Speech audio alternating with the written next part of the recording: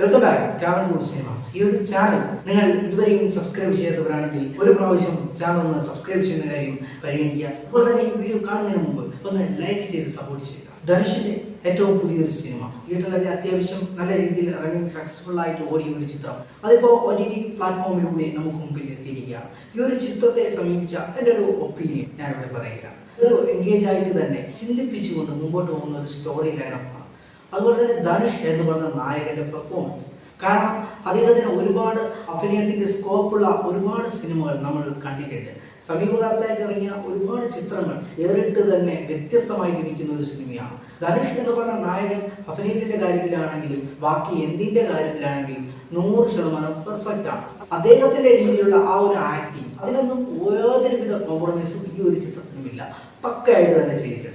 പക്ഷേ ഈ ഒരു സിനിമയുടെ പ്രധാന ഒരു പ്രശ്നം എന്ന് പറയുന്നത് ഈ ഒരു സ്റ്റോറിയിലുള്ള, അതായത് കുബേര എന്ന് പറഞ്ഞ സിനിമ ആ ഒരു സ്റ്റൈലിൽ തന്നെയുള്ള ഒരുപാട് ചിത്രങ്ങൾ സമീപകാലത്ത് ഇറങ്ങിയിട്ടുണ്ട്. ആ ഒരു ചിത്രങ്ങളൊക്കെ കണ്ട ഒരു പ്രേക്ഷകന് ഈ ഒരു സിനിമ പെട്ടെന്ന് ഗ്രഹിക്കത്തില്ല. ഈ ഒരു ചിത്രത്തിൽ പറയുന്ന കാര്യം എന്ന് പറയുമ്പോൾ സാമൂഹികമായിട്ട് ഒരുപാട് പ്രസക്തിയുള്ള കാര്യങ്ങളാണ്. അതായത് ഒരു കൂട്ടം പിടിച്ചക്കാരെ അവരെ മാത്രം സെലക്ട് ചെയ്തുകൊണ്ട് ഒരുപാട് കോർപ്പറേറ്റ് മുതലാളിമാരെ അവരെ കൊണ്ട് എങ്ങനെയൊക്കെ യൂസ് ചെയ്യിക്കുന്നു എന്നുള്ള സംഭവമാണ് ഈ ഒരു സിനിമയിൽ നല്ല ഭംഗിയായിട്ട് കാണിച്ചിരിക്കുന്നത്.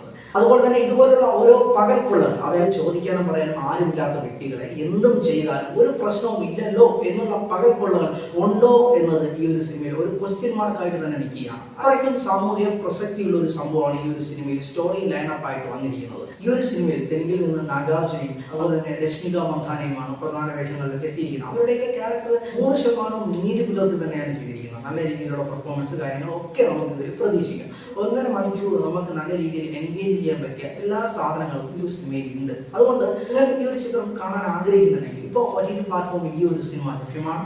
ഒരു പ്രാവശ്യം കാണുക, അതിനുശേഷം നിങ്ങളുടെ അഭിപ്രായം കമന്റായിട്ട് രേഖപ്പെടുത്തുക. ഈ ഒരു ചാനൽ നിങ്ങൾ ഇതുവരെയും സബ്സ്ക്രൈബ് ചെയ്യാത്തവരാണെങ്കിൽ ഒരു പ്രാവശ്യം ഒന്ന് സബ്സ്ക്രൈബ് ചെയ്യാനും അതുപോലെ തന്നെ ഈ വീഡിയോ നിങ്ങൾക്ക് ഇഷ്ടപ്പെട്ടിട്ടുണ്ടെങ്കിൽ നിങ്ങളുടെ സുഹൃത്തുക്കളിലേക്ക് കൂടി ഒരു പ്രാവശ്യം ഒന്ന് ഷെയർ ചെയ്ത് കൊടുക്കുന്ന കാര്യം പരിഗണിക്കാം.